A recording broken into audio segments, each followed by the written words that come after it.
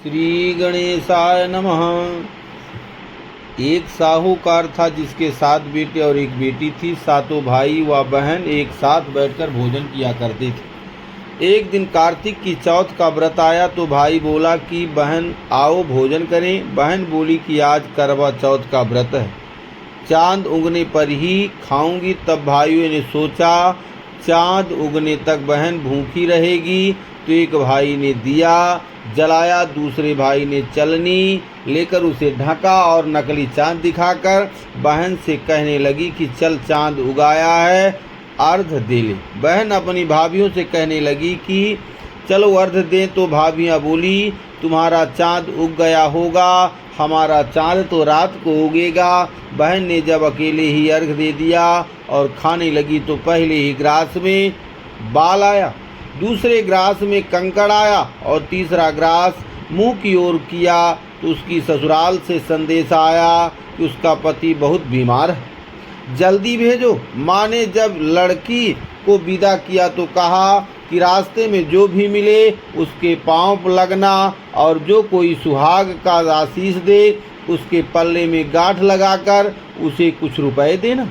बहन जब भाइयों से विदा हुई तो रास्ते में जो भी मिला उसने यही आशीष दी कि तुम 7 भाइयों की बहन, तुम्हारे भाई सुखी रहें और तुम उनका सुख देखो। सुहाग का आशीष किसी ने भी नहीं दिया। जब वह ससुराल पहुंची तो दरवाजे पर उसकी छोटी ननद खड़ी थी।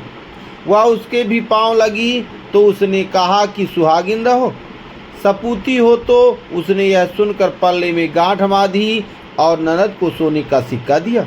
तब भीतर गई।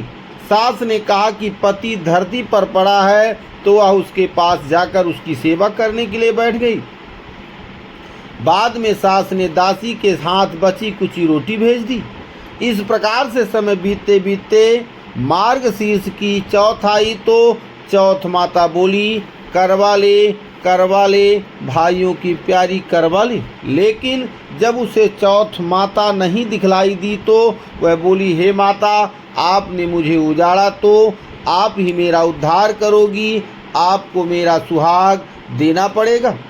तब उस चौथ माता ने बताया कि पौष की चौथ आएगी, वह मेरी बड़ी बहन है, उससे ही सब कहना, वही तुम्हारा सुहाग वापस देगी।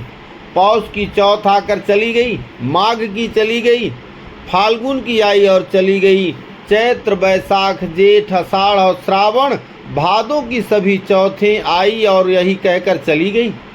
आगे वाली को कहना चौथ असौद की चौथ आई तो उसने बताया तुम पर कार्तिक की चौथ नाराज है, उसी ने तुम्हारा सुहाग लिया है, वही वापस कर सकती है, वही आएगी तो पांव पकड़कर विनती करना, यह बताकर वह भी चली गई। जब कार्तिक की चौथ आई तो वह गुस्से से बोली भाइयों की प्यारी करवा ले, दिन में चांद उगानी करवा ले, व्रत खंडन करने वाली करवा ले, भूखी करवा ले।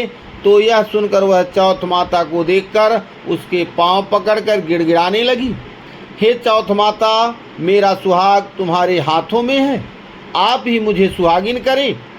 माता बोली पापिन हत्यारिन, मेरे पांव पकड़कर क्यों बैठ गई? तब वह बोली कि जो मुझसे भूल हुई उसे क्षमा कर दो, अब भूल नहीं करूंगी। चौथ माता ने प्रसन्न होकर आँखों से काजल, नाखूनों में से मेहंदी और टीके में से रोली लेकर छोटी उंगली से उसके आदमी पर छींटा दिया तो उठकर बैठ गया। बोला कि आज मैं बहुत सोया। वह बोली क्या सोए, मुझे तो 12 महीने हो गए। तब जाकर चौथ माता ने मेरा सुहाग लौटाया।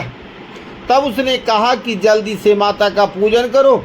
जब चौथ की कहानी सुनी, कराबा का पूजन किया तो प्रसाद खाकर दोनों पति पत्नी चौपड़ खेलने बैठ गए।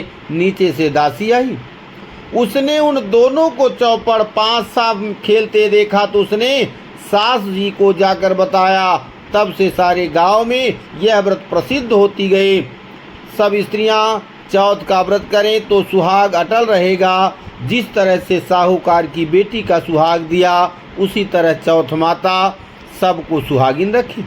यही करवा चौथ के उपवास की सनातन महिमा है।